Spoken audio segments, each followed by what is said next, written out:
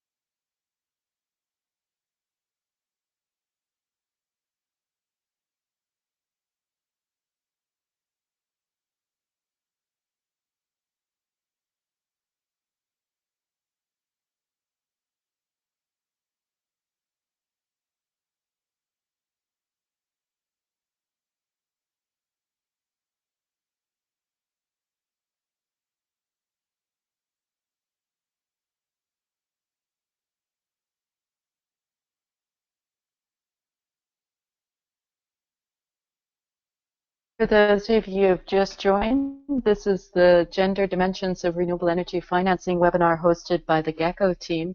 We're waiting for a few more participants to come online. We have a good registration for this webinar and are looking forward to the discussions to come. Please hold with us for the time being, and we'll bring other people online and then get started shortly.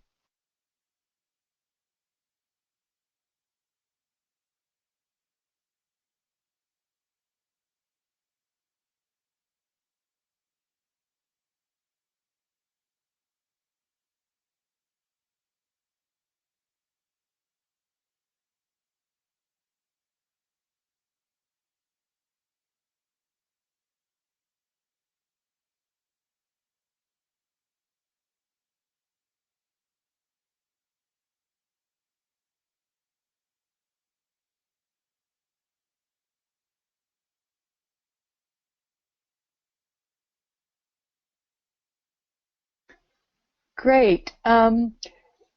Just before we get started, we do have a technical issue with one of the panel members. Can I ask Christine to please unmute her microphone and speak to us to do the sound check? Christine, can we hear you?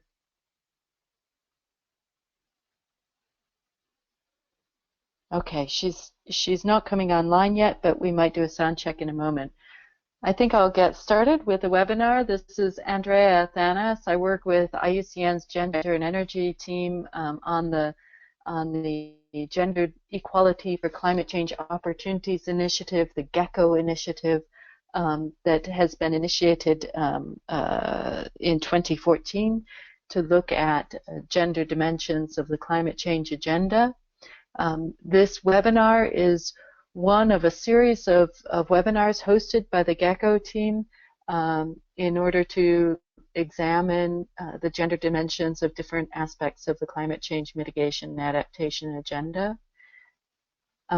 Just before we go into the presentation of our overall finance webinar, I'd like to give a bit of an overview and introduction to the GECO initiative so you can understand the context of where we're coming from. The initiative is a 5-year program that was launched by USAID and IUCN, the International Union for Conservation of Nature, in 2014 in order to leverage the advancements of women's empowerment and gender equality through and for the benefit of the climate change and development outcomes. The initiative has been working across a number of different fronts, one of which is a program of work on energy that focuses on and supports the energy sector in the context of climate mitigation to be more responsive to gender issues and to fill some gaps in knowledge and understanding that we have of how to integrate gender dimensions into the energy sector by sharing existing expertise and practice, creating forums for for experts to come together and share knowledge and practices, communities of practice, and encouraging the documentation of experiences. The GECO energy work has launched a series of webinars that are focused on different dimensions of the overall agenda that we're focused on. And this current webinar is focused on the renewable energy financing agenda. We do intend to examine 5 questions through this webinar. Specifically, what are the gender dimensions of financing, and why is it important to consider gender as a dimension in finance for renewable energies? And what difference could taking a gender inclusive approach make to financing for renewable energies? Why is financing important, first of all, for the renewable energy sector? And how is that financing landscape changing in renewable energies? We'll also take a look at how financing influences the energy market, and then how gender dimensions are important for that overall landscape. But before we get into the substance and of the webinar, and before I introduce to you the illustrious panel that we have, I would like to point out a few housekeeping matters that we have. We do expect the webinar to last for 1 hour, but we have allotted an hour and a half time slot just in case the discussions and questions carry on. We do find that from past experience in other webinars that can happen. So we've got an hour and a half to spend on this issue if we need it. We have over 100 registrations for this webinar, which is fantastic. It's one of the most subscribed to webinars that we've been able to host. And people from all walks of life in terms of the private sector, public sector, donor agencies, of course USAID as the supporters of the GECO initiative, quite a few participants coming from USAID ranks, as well as from civil society and the research community. So a real good mix of participants that we have on the line today, and we definitely look forward to hearing your thoughts and questions and comments. Unfortunately, because we have so many participants in the webinar, it's difficult to have everybody's voices come through as a record or as a microphone kind of voice. So we do ask that you contribute your comments and questions through the chat function, and we'll keep you muted throughout the course of the webinar. But do use the chat function, which is on the right-hand side of your panel in the webinar. There's a place there to mark chats to communicate with us as the organizers. We'll compile the questions that you're asking throughout the course of the webinar and present them to the panelists at the end. So we do ask, if you have a specific question targeted at one of the panel members, can you please just state up at the front of your question which panel member your question is addressed to, and that helps us to filter those at the end with the individual panel members. We are recording this webinar. We do find that it's nice to have a record of our discussions, and we do post the recorded webinars on the Green platform, which we'll tell you a bit about at the end, but that's the GECO platform where we host the information that is available coming through all of our work, including all of the webinars. So if you're interested in some of the subjects that we've already addressed, you're welcome to tap into that source as as a source of previous discussions as well. But we do want you to know that you will be recorded, or this webinar will be recorded for future reference. If you have any technical issues, we do have Maggie Roth online to help us out with all things that go wrong technically.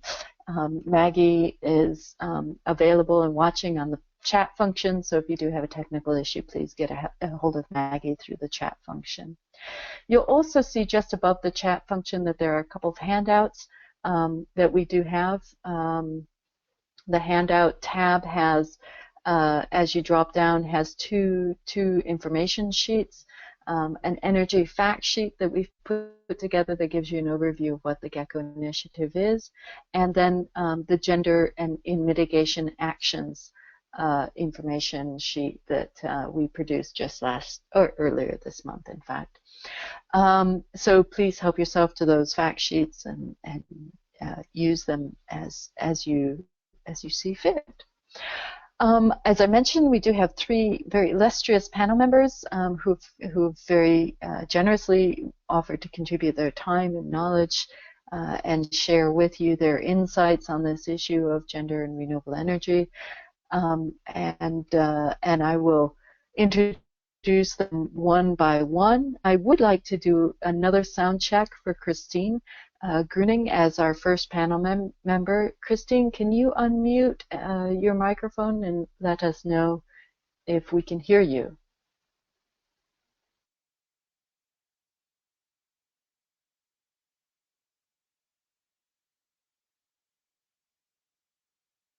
Christine, I seem not to be able to hear you still. Can you try again?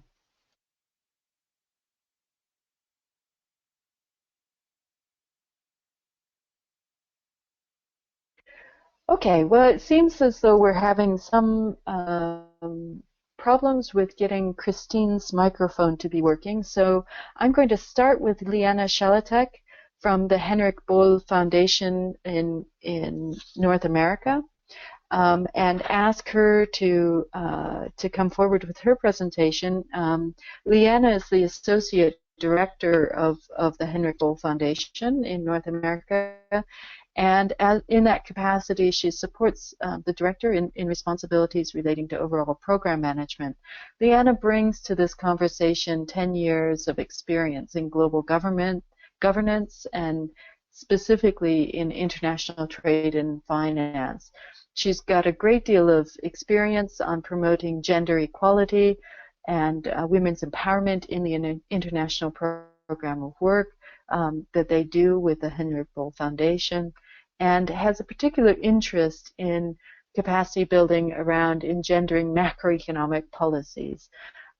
Currently, her work focuses on international climate finance, very relevant to the topic at hand, and she brings an emphasis on public climate finance flows.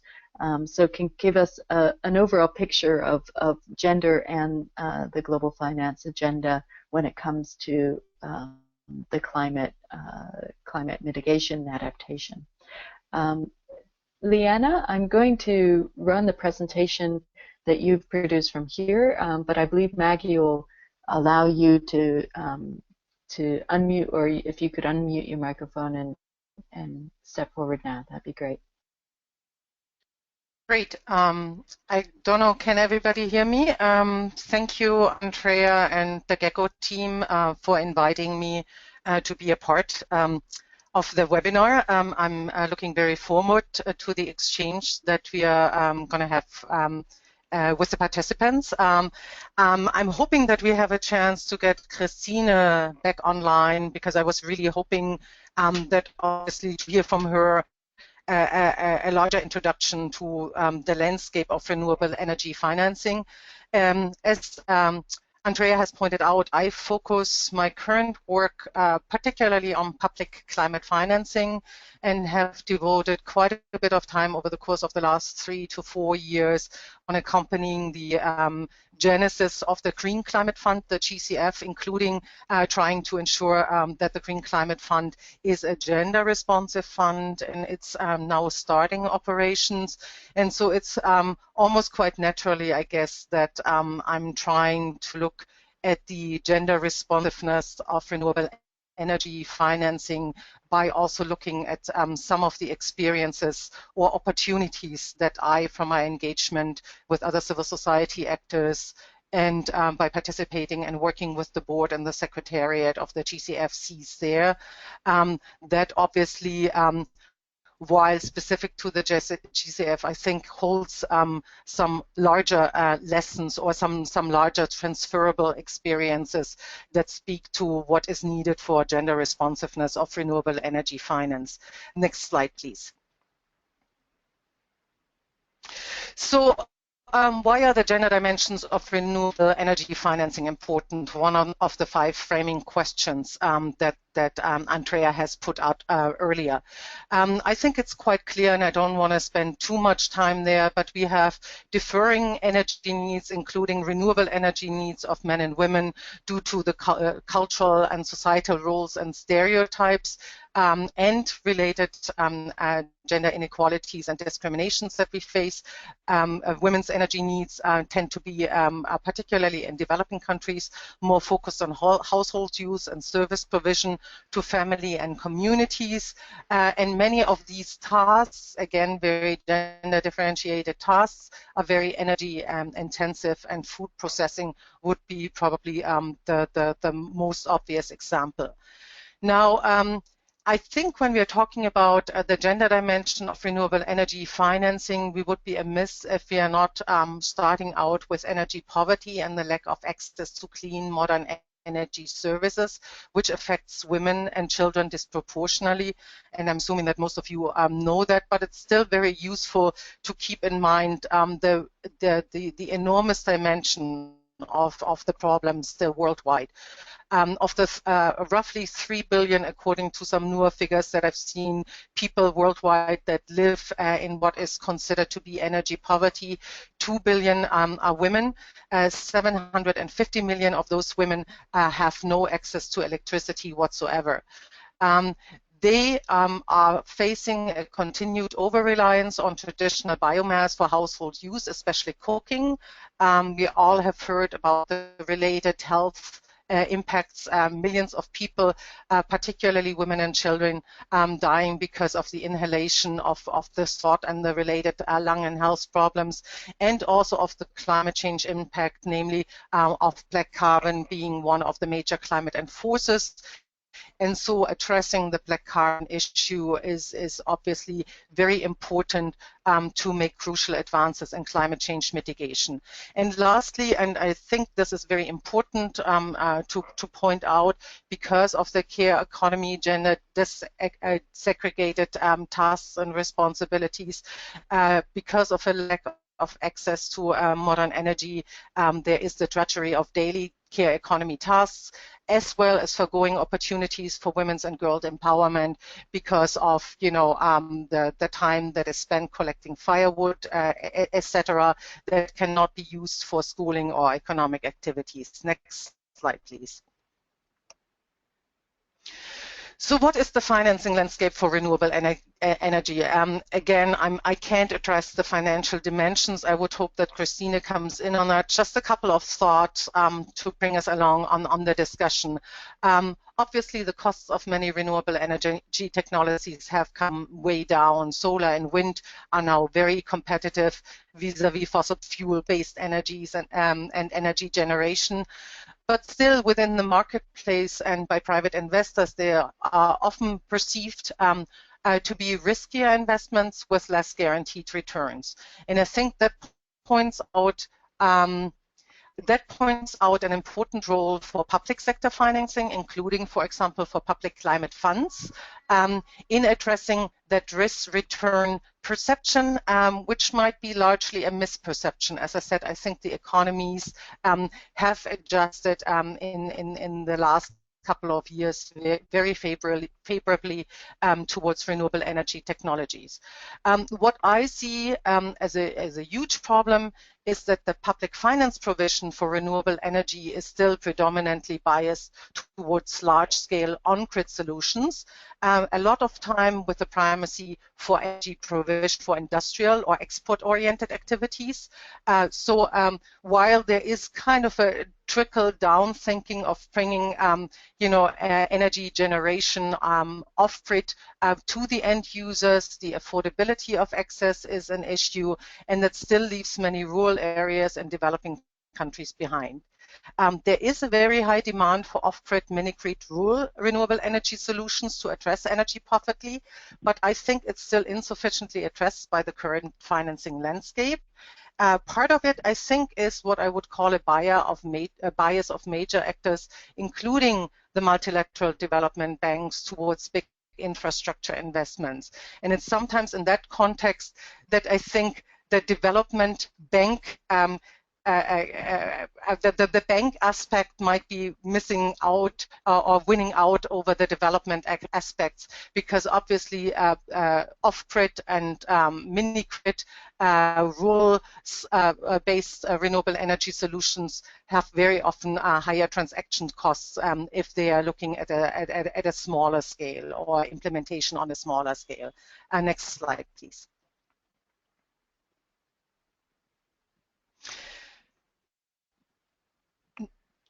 Can I have the next slide, please? So how can public climate finance support gender-responsive renewable energy financing? As I indicated, I wanted to take a look at the Green Climate Fund as an example. The GCF has become fully operational just last November after they approved the first 8 projects. It is the first climate fund which started out with a mandate to integrate gender from the outset, not as happened with a lot of other funds retroactively while they were already in operating for a couple of years.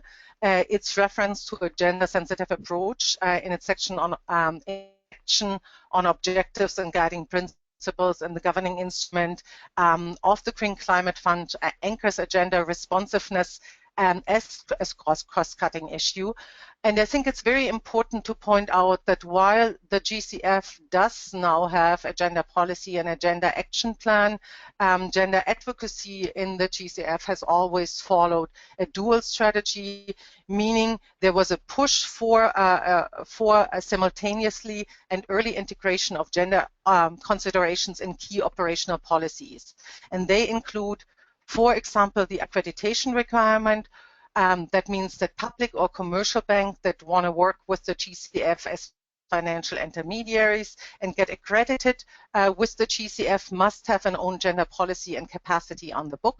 That has led to very interesting and hopefully far-reaching situations, like the Deutsche Bank, for example, being accredited with the GCF, but on the condition that before they can receive the first funding from the GCF for their intermediary work, they have to develop a gender policy, which the Deutsche Bank so far did not have. Then we have an integration or an acknowledgement of the importance of gender in the results and portfolio measurement for mitigation, also something that a lot of the other funds have been very slow to do. Through portfolio sub-indicators for low-emission energy access and power generation and for increased access to low-emission transport, and particularly the low-emission energy access and power generation as one of the focal areas of GCF investment for mitigation action is relevant in that respect. Gender equality is included as part of the investment criteria on sustainable development, and the GCF has started out with providing readiness support financing to particularly national entities that want to become accredited with the fund to improve their gender capacity, to improve the gender capacity of the so-called national designated authority that form the government's interlocutor with the fund, and for the gender inclusion in the development of country programs and project pipelines. Next slide, please. Now, I think a key opportunity for the GCF to support gender-responsive renewable energy financing is their private sector approach. they have identified micro, small, and medium-sized enterprises, the so-called MSMEs, as a key focus of their private sector engagement activities, of their early private sector engagement activities. The MSME sector is very important for renewable energy financing, as women entrepreneurs in developing countries are overrepresented in that sector. And if you can see the presentation, you see that they tend to be more heavily concentrated in the smaller enterprises, the micro enterprises and the small enterprises than the medium one, which is also why I think for the gender responsiveness of renewable energy, private sector financing, it was a win to get the acknowledgement of the micro sector in the GCF as well. What is very important to note is that many of the women entrepreneurs in developing countries are focusing on the informal sector, and on service provision, not on manufacturing supply chains. That means that a strategy that wants to encourage gender responsive renewable energy financing really needs to take into account that service provision and not just focus on supply chain development. The biggest challenge for women MSME entrepreneurs is access to capital. Sorry, can I continue? Hello? Yes, please do. Is access to finance, which is why I think a new pilot project that the GCF has approached, an MSME pilot approach, can be a good opportunity to really test out how gender responsive renewable energy financing can look. Please, the next slide. And I'm trying to speed through that since I'm told that I have to wrap up shortly. So for a GCF gender responsive micro, small, and medium-sized enterprise approach, I think it's crucial to look at the role of domestic, public, and commercial banks acting as financial intermediaries. So to the sense that they receive GCF funding as subsidy or financial support, it must be ensured that this is passed on to women entrepreneurs as end customers, for example, in the form of easily accessible green credit lines for highly concessional, patient, small-scale loans. And that would mean that we have to avoid subsidy capture by the intermediary recipients without passing that on to women entrepreneurs. Some ways of how that could happen is by looking at risk guarantees for small-scale loans to reduce the need for or the size of the collateral, which is one of the biggest challenges for women entrepreneurs who often don't hold property in their name. I'm sorry, in Washington, as you can hear, there is quite a little bit of turmoil. Second, also buying down interest rates and increasing the maturity or the length of small-scale renewable energy loans. The grant provision by the GCF to domestic, public, and commercial lenders is one part, but I think also important is the capacity building for loan officers and the provision of non-financial services to address gender-specific renewable energy finance knowledge gap.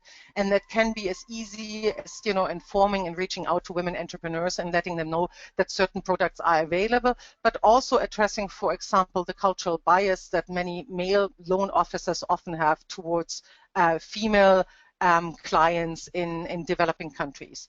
So there is a hope that the request for proposal that is to be issued for that GCF pilot program would encourage such approaches. The last slide, and I just say one sentence to it about it, and then I will conclude. It's important to point out that this is not the only opportunity for the GCF.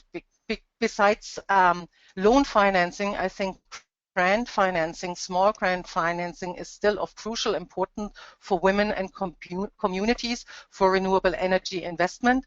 The GCF has another pilot program going in preparation, which is called Enhanced Direct Access.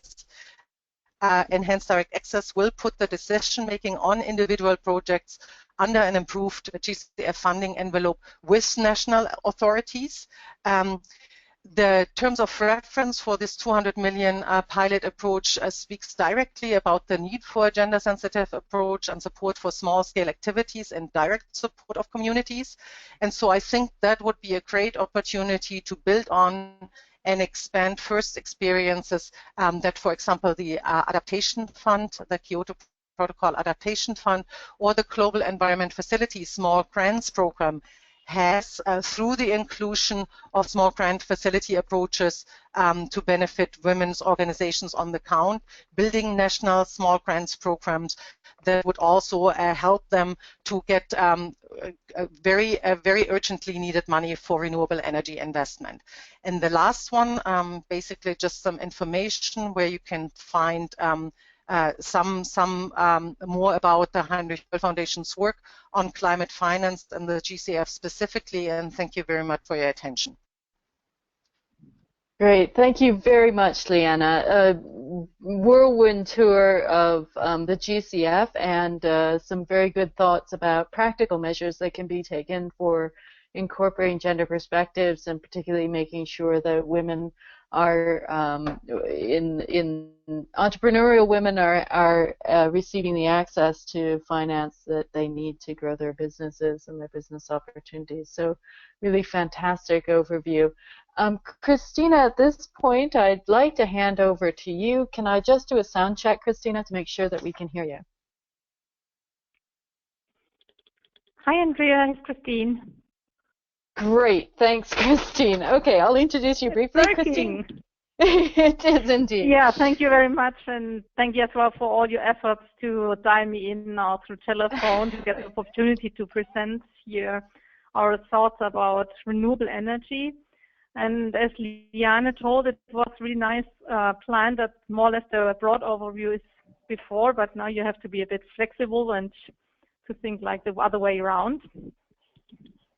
Well, Christine, before handing over to your presentation, I'd like to give you a bit of an introduction. Your background is very relevant to the discussion at hand. You're working with a UNEP Frankfurt school focused on environmental economics, science, and policy. Christine brings with her a real focused energy around climate and sustainable energy financing and climate policy, and for the Frankfurt School has been involved in the production of the global trends for renewable energy finance, which includes information about climate adaptation and capacity building, training, and mitigation for finance readiness. She's also involved in an e-learning course on certified experts called Certified Experts in Climate and Renewable Energy Finance, and has produced a number of papers on renewable energy investment and financing. Christine's background is a master's degree in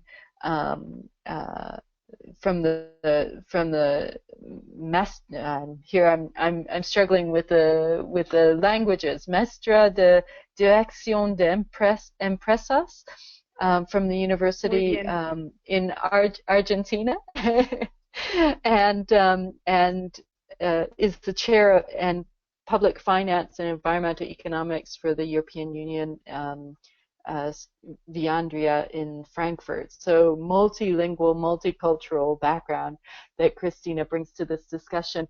And Christina, in particular, I'm looking forward to hearing your thoughts on the direction that renewable energy financing is taking, particularly in this post-Paris Sustainable Development Goals world.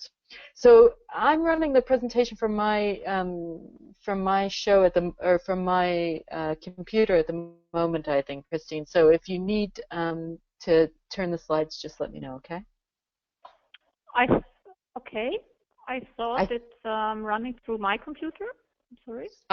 Is that the case? Okay, then fine. That's good as well. Can everyone see the slides? Yeah, I think so. Yeah, so as Andrea already introduced, I'm working for the Frankfurt School UNEP Collaborating Center, which is a strategic cooperation between the Frankfurt School, which is a business school, and UNEP. And I think our main special point is that we are implementing projects on the one side and we are working on research on the other side, so that we can use like our knowledge from the project for research as well for policy advice, on the other side feed in from research to the project back. And before providing an overview about the renewable energy investments, I would just give a short introduction about what is the main difference between financing like renewable energy in contrast to financing a fossil fuel plant. I've prepared a short example. We have here on the left side, we have the example of a PV solar. We have this is providing the initial investment, and you can see already that's really huge. So it's really a capital intensive project, but what is really characteristic for renewable energy is that like the operational cost during the lifetime of the project is quite low. So think of a solar PV. As soon as you have like your solar PV, you need more or less the sun. That's the main part. If you have a look here for the diesel, the investment at the beginning is a lot lower, but the operating cost during the lifetime of the project is higher. We have to always the fossil fuel cost, and we don't know exactly over the lifetime of at least 20 years how fossil fuel will change. So we have compared to a PV, we have a really high operational cost. On the other side, the diesel has really the big advantage that we can demand-driven reduce and increase our capacities, which on the other side is as well a bit what we have to take into consideration when calculating the operating cost. So they will as well vary as much as depending on how much we're using our capacity. Now, if we now have a look at the cash flows, meaning what we our revenues over the time, we assume now that more or less the revenues per kilowatt hour is the same, but what we can see is like from the PV solar, the cash flow is higher compared to the diesel. But overall, both projects can have the same profitability because like we had a lot lower investment at the beginning. So this shows or should show a bit the difference between financing a PV solar versus a diesel. So financing costs are really a key driver for the competitiveness, but as well like it shows a bit the difference, like the specifics of climate projects. You need a really higher upfront cost. But on the other side, you have really low and stable operational costs. Why this is important? This has an implication for when you want to finance these technologies. We need to have like more, not the short-term financing, because like renewable energies needs as well long-term financing, and we need to have like to finance the most part of the investment cost already at the beginning. And this is a bit like what makes renewable energy, financing and renewable energy a bit specific. This is as well, if you follow sometimes the discussion, often mentioned under like financing, the incremental cost financing versus the investment financing. Then the next thing is like if we have a look at the lifetime of such a project, we have different stages in the process. We have like the technology and the research at the beginning, and the technology has to be developed, manufactured to give it to the scale up until it is going to the rollout. These different processes are associated with different risks. So normally the risk is decreasing over the time. Means, but as well, like if you have a high risk at the part for research and technology, as you don't know exactly whether your research is really later going to a project, you have a higher risk or a higher perceived risk, which means as well that you want to have a higher compensation. So you want to be awarded for your risk. That's why we have different type of private actors investing in the different types of projects. So in the beginning, normally the government is asked to provide some support as the risks are quite high. Then we have the venture capital and the equity, private equity area where the risk is still high, but the expected returns are high. Then the area where public markets come in, or mergers and acquisitions, and only at the end it's the area where credit and debt markets is really interested or to invest. This shows a bit like that we need as well different types of investors for the different types across the financing of these technologies. At the Frankfurt School, we are having a look at the global trends in renewable energy investments on an annual basis. We're currently working on the next edition, which should be launched end of the March. Here are still the data for 2014. And you can see here the majority of the investments are done in asset finance. This is really the part where it's the real project. We have huge investments in small distributed capacity. These are small PV, less than 1 megawatt. And then the other parts is like venture capital and private equity or public market. And the two other ones are corporate and governmental R&D.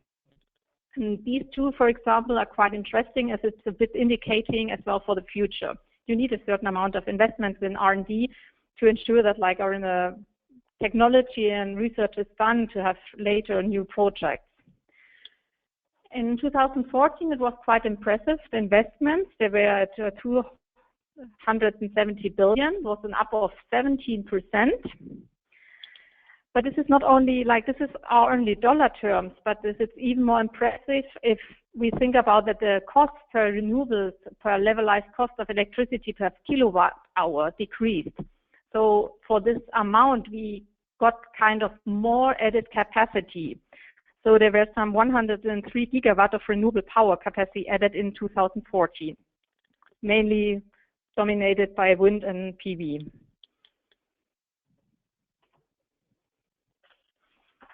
On a bit less aggregated level, we are always interested to see like a bit where the main investment coming from and to see it and differentiate between developed countries in dark green and the developing countries.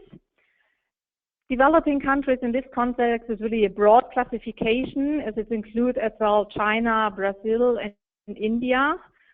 And you can already see that in 2014, the investment from developing countries almost equal the one of developed countries. The major bulk is really coming from China. If we look at the regional breakdown, so China is clear the leader in investments in renewable energies. Then we have still quite strong Europe, where wind offshore is now coming on. And then United States is as well on starting to invest really a lot. What is really interesting to observe is as well kind of so-called new markets are coming. This is, for example, Indonesia, Chile, Mexico, Kenya, South Africa, and Turkey invested all more than 1 billion in 2014. And we have even countries like Jordan, Uruguay, and Panama, or the Philippines, who invested more than 500 million, or between 500 million and 1 billion range. So there's well lots of new markets where renewable energies are being invested.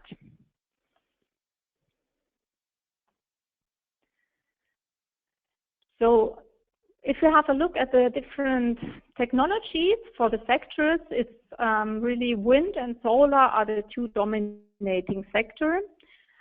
Just to mention one thing, renewable energy in our context, we don't include large hydro as quite it's renewable energy, but from the environmental perspective, it's not necessarily without problems. So here we have only small hydro, which are all plants below 550 megawatt. Wind and solar have really increased a lot last year, wind for 11% and solar for even 25%. And for solar, it's really interesting, what I already mentioned, the small distributed capacity. So small PVs plants less than 1 megawatt are already more than 73 billion. So more or less a quarter of all the investments in renewable energy finance are in small distributed capacities. And I only realize it when I'm traveling through Europe. You can see it on the different roofs, but it's really, there are a lot of investments. The last figures were more or less really the investment data from dollar terms, but I think it's always important to put it in the perspective. Here we have like the renewable power generation and capacity compared to the fossil fuel. So the 48% here is like the new added power generation in 2014 was 84%. That's really one of the highest figures ever. But if we put it in the relation of the global power capacity or generation, that looks a bit different. So we have here the 15%, which is really the global the percentage of the global power capacity, and the 9.1 is the part of the generation. And this already shows one of the big characteristics of renewables. We have like several renewables are non-dispatchable due to their fluctuation nature, like wind power and solar power, like in contrast to fossil fuel and nuclear. And this is exactly where we have the difference.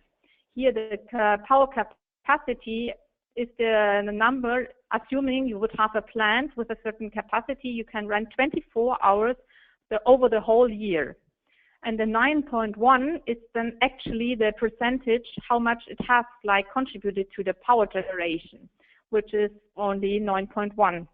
And if we assume a same rate for increasing over the next year, we need at least until 2030 to have like a 20% of global generation by renewable energy. Putting this a bit in the focus of the Paris Agreement, we see that we have really to increase our efforts in investments. There's as well a second way to observe or to put the renewables in perspective in terms of really dollar terms again. We have here the fossil fuel. It's like really the investments which have been made in 2014. So you see that the investments were higher in fossil fuel compared to renewable. Nevertheless, if we take into consideration that like lots of the fossil fuel plants, there's like replacement of capacity due to aging of the plants, the net, we call it so-called, the net fossil fuel would be only 131. So comparing, this figure shows like there is more money going to renewables to add new capacity compared to fossil fuel. But if we would look like at the age of the fossil fuel plants, we know exactly that at least they can run for 40 years. We have still some plants which will, where if we want really to decarbonize, it would be, they would have to take off, being taken off of the grid before their payback period, which, as we know, we have our agreement, we want to be under the 2 degree or try to get to the 1.5. There will be still as well political commitment required. So only summarizing a bit, what we can observe is like we face different challenges for our electricity system. The one which is really characteristic is like in developing countries, we have still to add up capacity to meet the demand. So it's more like you can add renewables to change the mix, while in industrial countries, we meeting our demands, we have to have a transformation. We are facing new and old barriers. The old ones are the typical, like we have state monopolies and we are subsidized for fossil fuel, but we have on the other side as well new barriers due to the variation of renewable in the mix. It's more difficult for the grid to stabilize it. But on the other side, we can see that various policy measures which try to deal with the different wind and solar penetration, like caps on subsidies or auctioning renewable energy capacities. So thank you very much for your attention. And as I told, we are currently working on the next edition, and I can only promise already that the numbers are really interesting for the next year as well. So we shall all look for your report coming out next month. It must be busy times for you in preparing that, Christine. Thank you very much for your overview. It's clearly we've come a long way. We have a long way to go, but some of the important pieces are being put in place to make sure we get there. And the summary of barriers is quite important for us to take into consideration. Can I remind you all as participants to pose questions to our presenters? They will be online afterwards to respond. And we do look forward to hearing from you and hearing your questions and your areas of interest and input. So please use the comments box to present a set of questions or your questions to the presenters. Next up, we have Inka Schomer, who joins us from Pretoria, from South Africa. I think, though, she was moving at the end of last week, so I'm not quite sure where physically she is at the moment. But Inka is a gender and energy specialist with the Africa Renewable Energy Access Program that is part of the World Bank Group. She leads a variety of gender mainstreaming activities relating to mini-grids and electricity expansion, Pico PV, product market development, as well as charcoal value chain work across Africa, including in Libya, Tanzania, Senegal, and other parts of the continent. Previously, she worked on climate and carbon finance with the renewable energy sector in the climate investment funds in DC, and has experience working with Camco Clean Energy Consulting based in Johannesburg. Inka holds a MSc in Environmental Change and Management from the University of Oxford, which is infinitely more pronounceable for me as an English speaker, and completed a postgraduate degree at the University of Cape Town in Economics and Environmental Management. Inka, I'll run your slides for you, so please tell me when you need to flip to the next slide. Thank you, Inka. Hi, hello. Can you hear me? Hello? I can hear you. Okay, great. I'm actually in Cape Town, so it's beautiful over the side, and I'm glad to be joining you this afternoon and morning for those in DC. So yeah, I will be speaking about implementing approaches and building evidence under the FREA Gender and Energy Program. I will try just give some introductory slides, but then move to the project level, because I think we've now had kind of a scope of both the high-level issues in energy financing and the trends there, but then also the more GCF-focused and multilateral and development aid focus, and now moving more on what we found works and doesn't work and resonates with teams, counterparts, and stakeholders on the ground. So if we can move to the next slide, that would be great. So just in terms of the strategic context, I know the other panelists have spoken to it, but I think there's renewed vigor and focus on gender equality, as it is smart economics, and under the Sustainable Development Goal number 5, we have a focus on enhanced technology for women's empowerment. And I think if you think about the energy sector, and especially renewable energy, where does that development goal fit into it? So then on a World Bank level, we have the Renewed Gender Strategy, which was approved by the board recently, which is going to be pushing on key issues such as improved endowments, enhancing women's voice and agency, and also creating better jobs. So it's thinking through, what does the energy sector have to do with these themes and with these issues and with these key priorities. Just to give you a context of the energy investment portfolio of the World Bank, in FY15 we had a lending of a total of 4.5 billion, and in the energy sector in Africa that was over $1 billion US. So a lot of money going out of the door, and this is all in terms of development focus, and then what does that actually mean for men and women in the various countries that we're trying to improve into their lives or their livelihoods. We move to the next slide.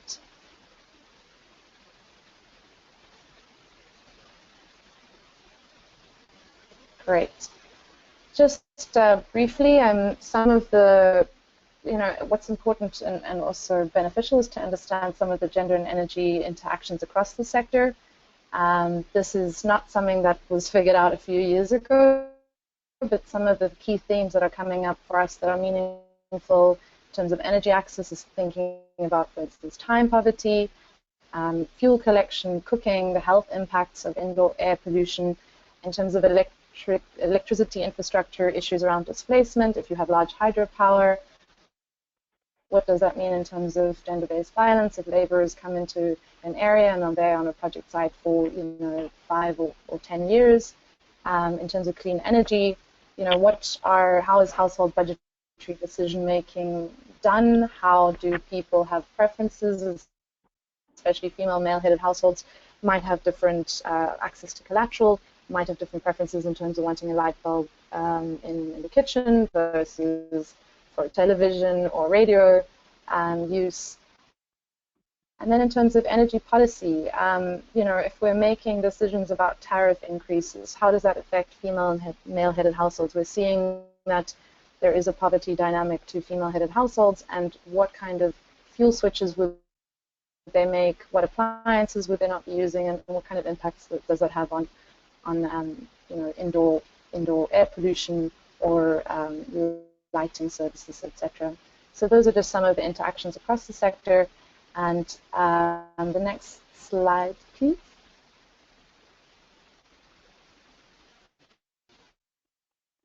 So this is just a reference slide. I don't want to go into it too much, but it's just to kind of give you an idea of what we've accomplished so far across the World Bank. I think every year we hope to add to what has been done.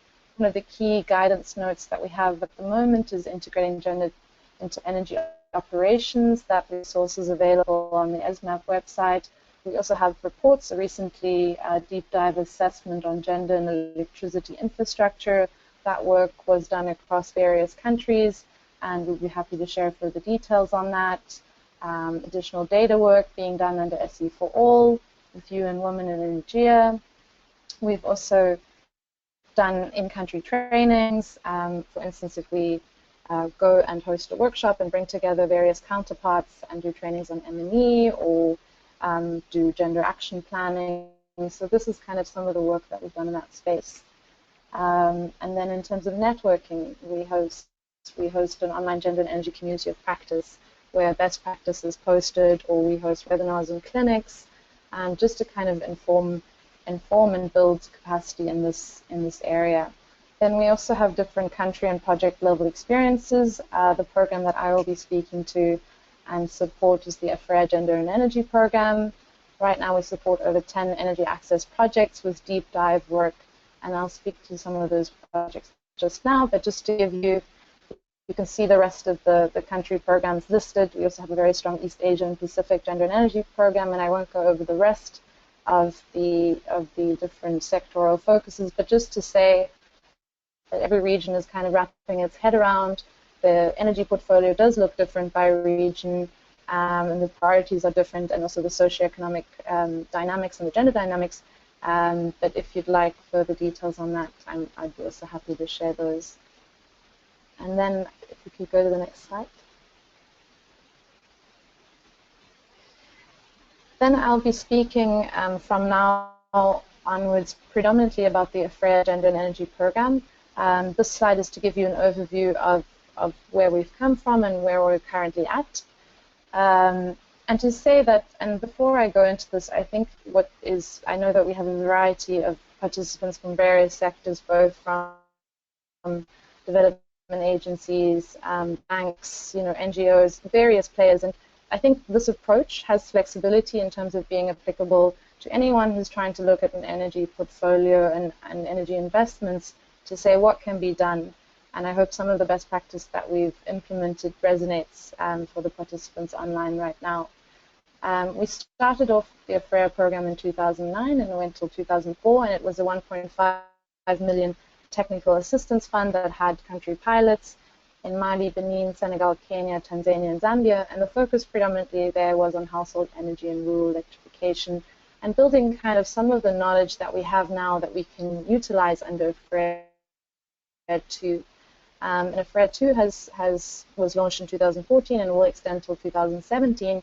And what we did under this section of the work was to do, a deep dive into the whole energy portfolio for Africa.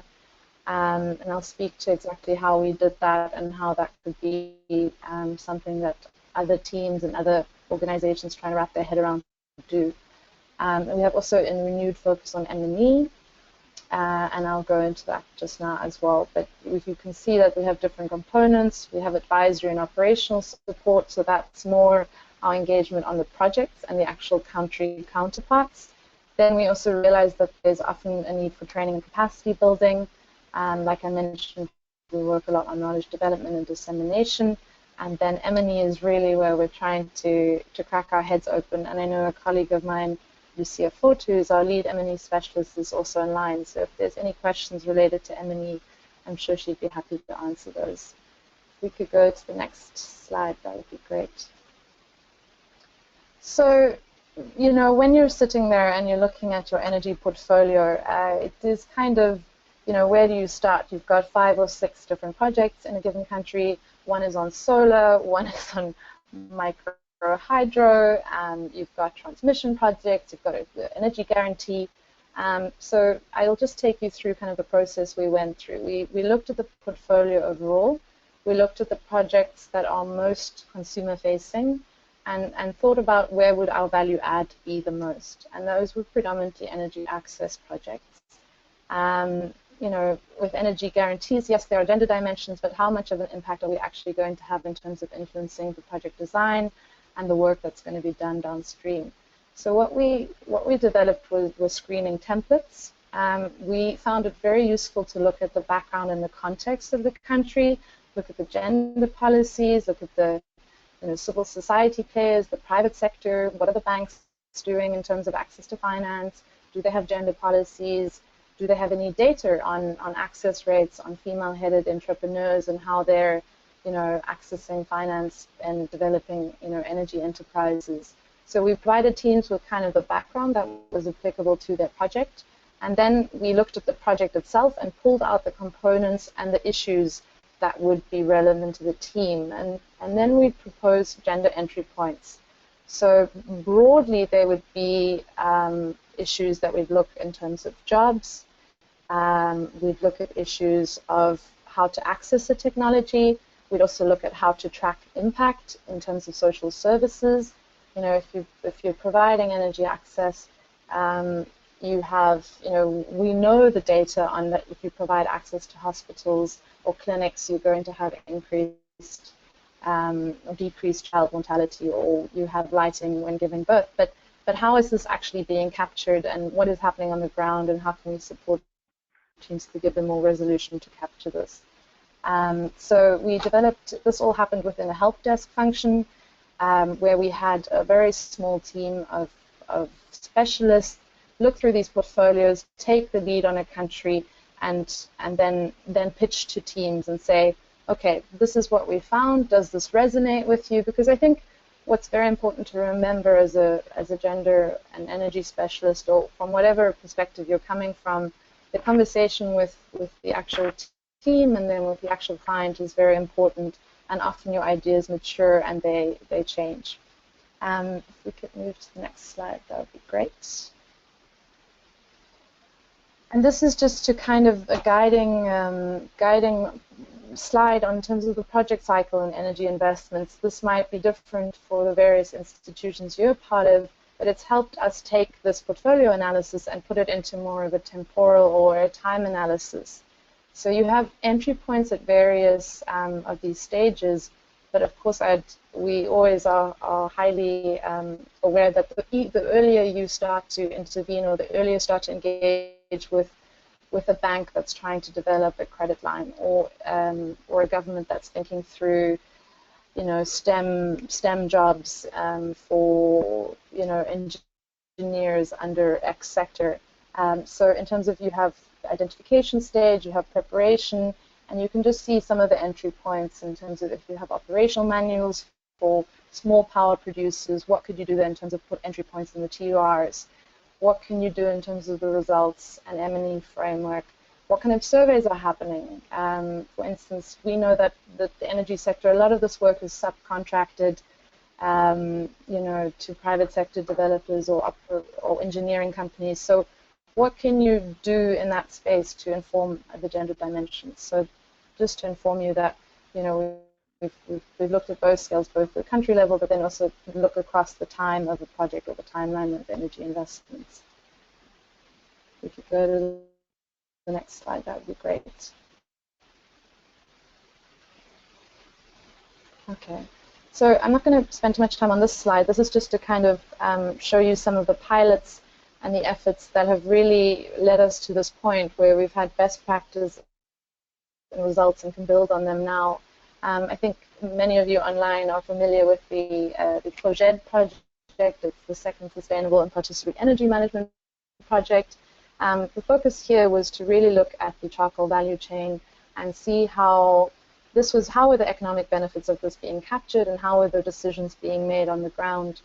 And to say that, you know, Project 1, they found that there were issues around gender dimensions not being integrated, and a lot of consultation and a lot of work on the ground around mobilization and opening up the sector to both women and men happened. Another key aspect of it, I would say, is that you actually had to train women on becoming charcoal producers.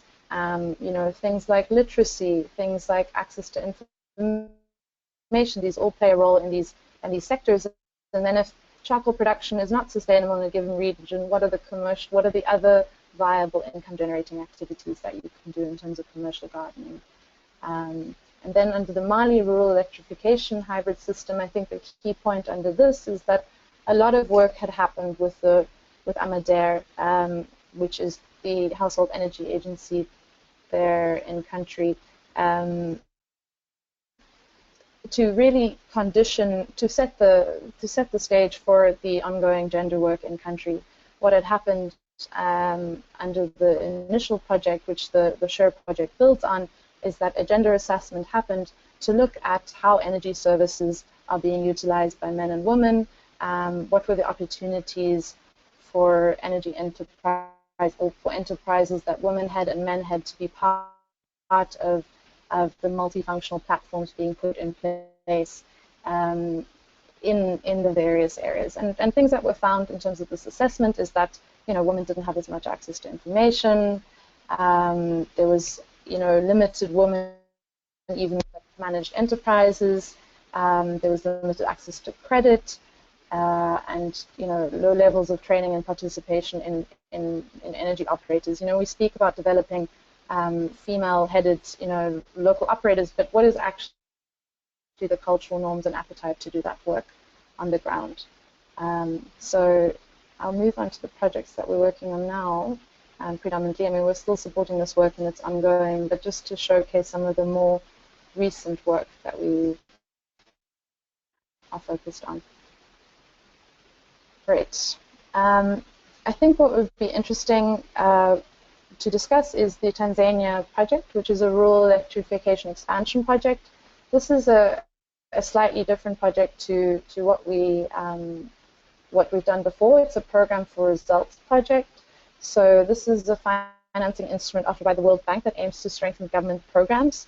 So it actually works on programs that are existing and links the funding to disbursements on the ground. I'm just going to check where I am at for time.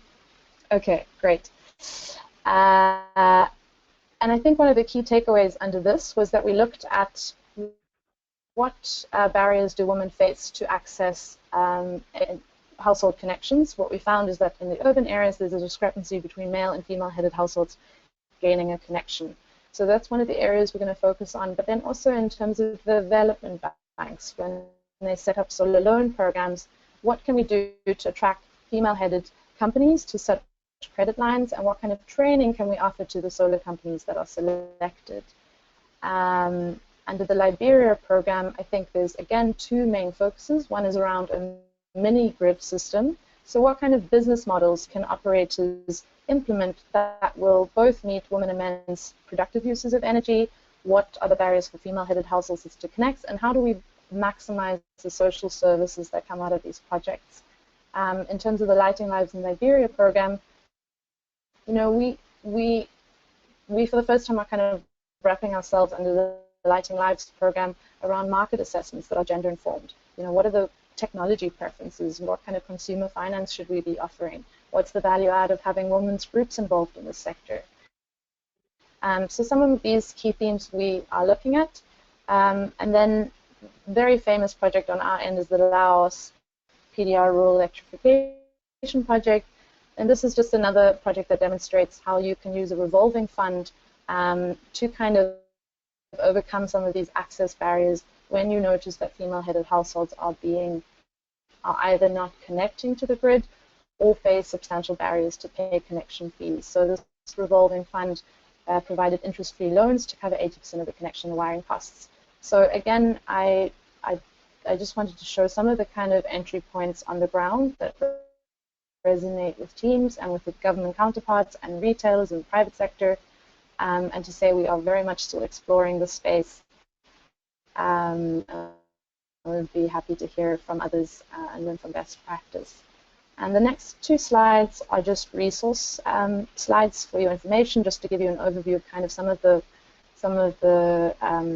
you know, sample TRs we have online, some of the surveys we've done, some of the templates that you know you can download, you can adjust and tailor to your needs. And then the last slide is I'm gonna skip the lessons learned slide because I think I'm a bit short on time, if that's okay for now. And then the next slide is just some of the links to the key reports and presentations and videos, just to enrich your understanding of what I've just outlined there and give space for questions.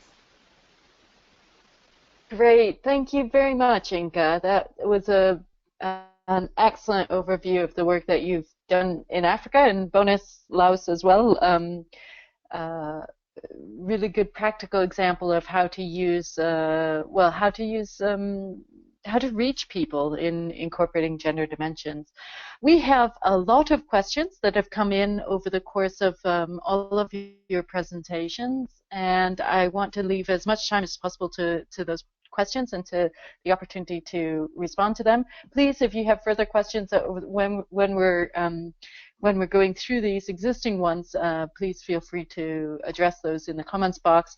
If we aren't able to get to the answers of some of them, we can ask the presenters to respond to you over the emails over the course of things.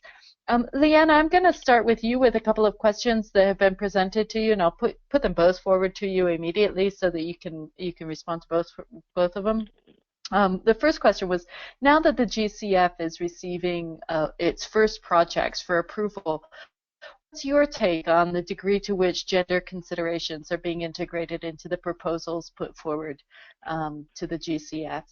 And then also, can you elaborate a bit further on the capacity building needs for the loan officers and intermediary institutions? For example, you mentioned that they might have to have biases against women in loan recipients. Can you explain a little bit further what you mean by that? Okay, thank you very much, Andrea, and to the not so silent participants in the webinar. I appreciate the questions.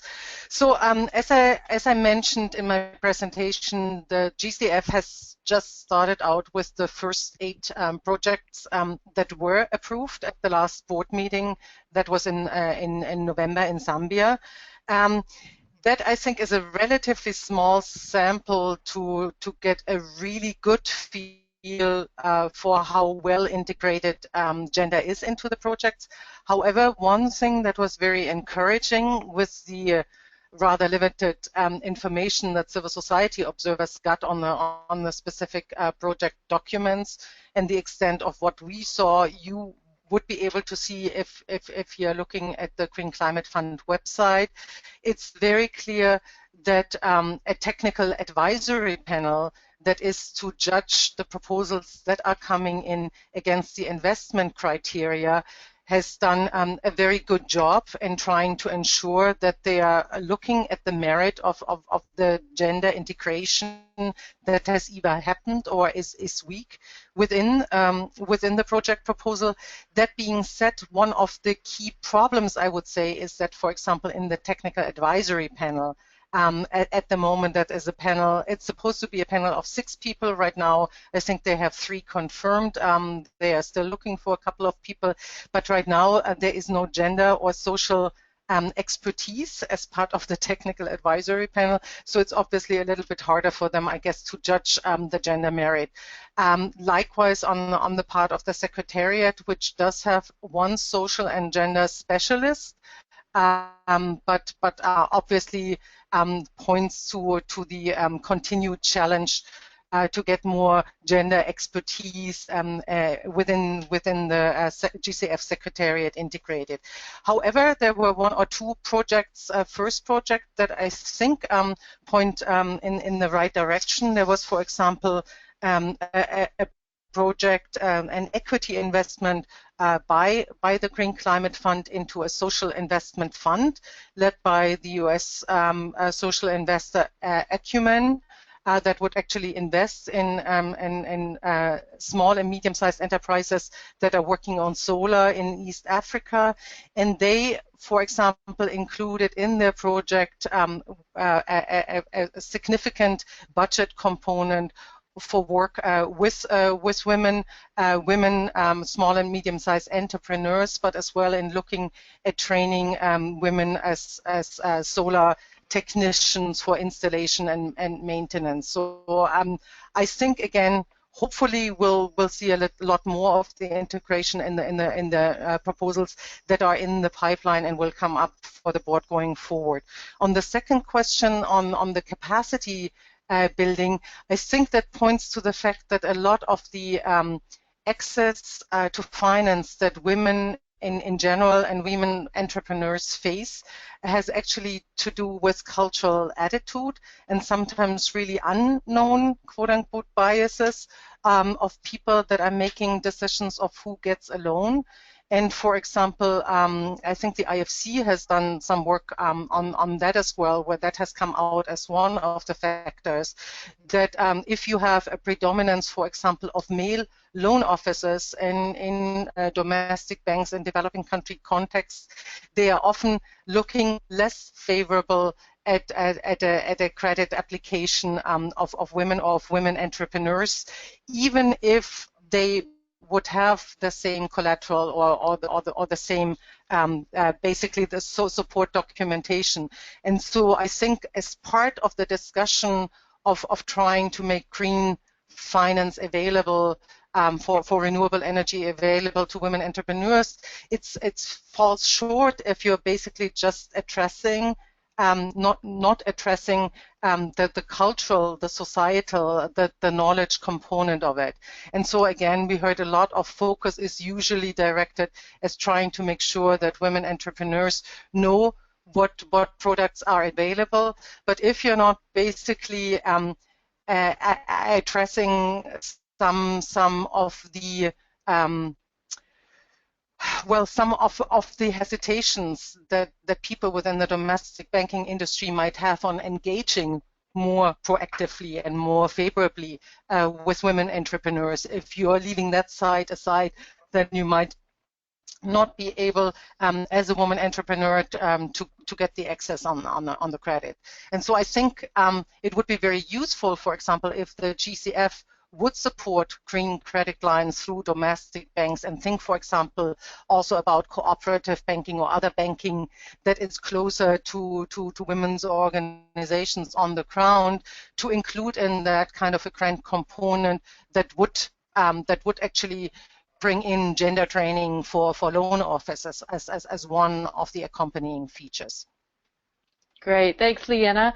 As I say, we do have quite a few questions coming in. I'm going to ask the panelists to keep their responses a bit short so that we can, and succinct, so that we can address as many as possible in the last 5 minutes or so of this conversation. First question, Christine, for you: is there a difference to the cost of debt or equity for fossil fuels and renewable energy? And then also, in one of your slides, you touched on the cap, upon a cap and auctioning for renewable energy investments. Can you elaborate on why these are becoming investment trends, and if they've been possible to reduce, if they have made possible the reduction of a price tag on the renewable energy investments?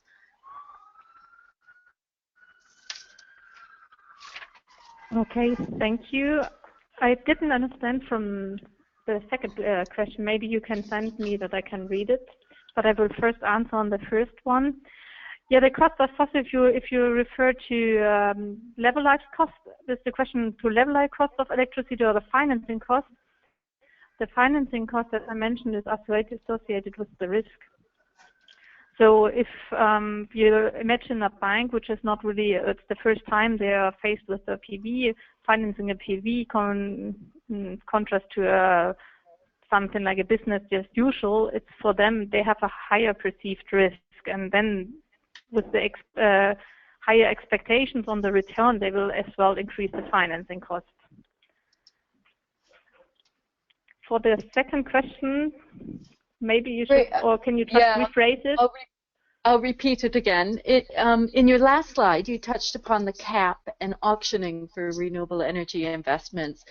Can you elaborate on why these are becoming investment trends, and what's the possibility that they have for reducing the price tag on renewable energy investment? The problem is more or less if we have more than 25% of renewable in our grid, it's a lot more difficult to manage the grid, as like they are fluctuating with wind and solar. And we have like the boom of like feed-in tariffs in many European countries.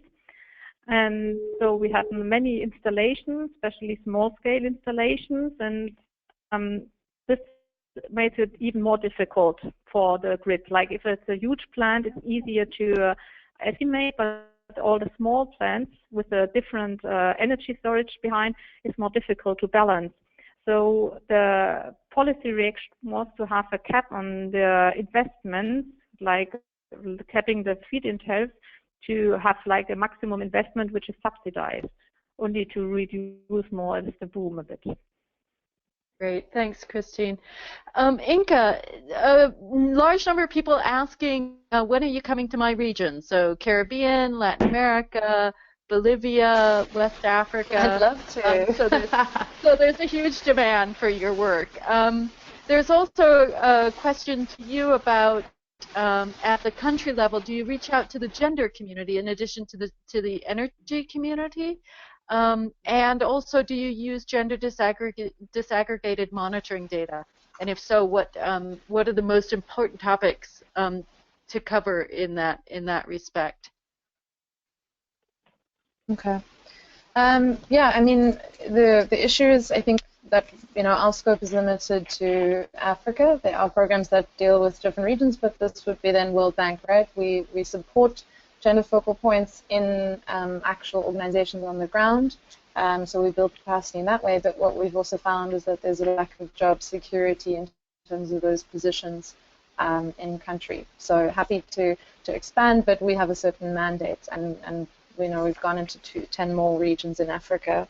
In terms of the gender community, we do start with the energy sector because we find it quite effective to work through the gender focal points, or to argue for the establishment of the gender desk in team, or to build the capacity of the social development specialists. I think a misconception is that this can just be taken on board by anyone. So a lot of the times it's taken on by the safeguards team, etc. But it requires a lot of work. It requires additional financing, and although you can tailor it, the input to ongoing operations, you really do need dedicated staff overseeing it once things get going on the ground. In terms of M&E, Yes, this is a huge amount of the work that we're doing. This is not an easy feat, and I know Lucia is also online, but I'll try to answer that question. In, for instance, Tanzania, under that project, just getting sex disaggregated data in terms of the percentage of male and female beneficiaries, how we're trying to tackle that is to potentially have that in the application form, that when you do a connection, you indicate what you are in terms of house businesses when they getting connected, your female and male-headed household. And then also on the retailer or the solar side, having capacity in-house with development banks that they kind of know how to track that. Often there is pushback in terms of confidentiality, and they say, no, there is no value add in putting this in the business plan. You know, there's always an issue of figuring out where you need to put those requirements and the different steps in terms of the M&E process, because often a credit line, the actual information on the ground on the consumer side is many, many steps down the line, and how do you make that, you know, applicable to rural contexts, to urban contexts, etc. So just to answer that question briefly, and we'd be happy to provide further information on that, but that's been kind of a real priority area for us, and it's not as easy as it seems. Yeah, and M&E and data availability about gender and gender disaggregated data is one of the key things that it's a thread that's run throughout all of our seminars and webinars, in fact, so very important issue to be addressing. I'm going to try and get one other question, because I find it really fascinating for Christina and Leanne. If you could just briefly say what the impact of low oil prices may be having on financing for renewable energy projects, and potentially also the impact of low interest rates.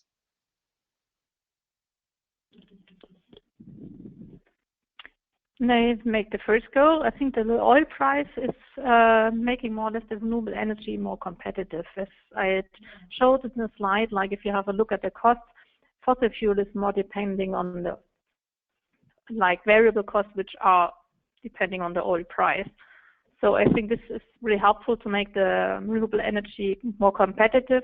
But I think the major driver for the decreased cost in renewable energy is more the learning effect. Like we have more competition from China. They're producing to a low level, and the auctioning system, which is kind of forcing the utilities to come in with the lowest price they can really provide the power. So I think these are the major drivers. If I can come briefly in, I think the low oil prices for me is a question of how long are they staying that low. There is a lot of fluctuation in oil prices.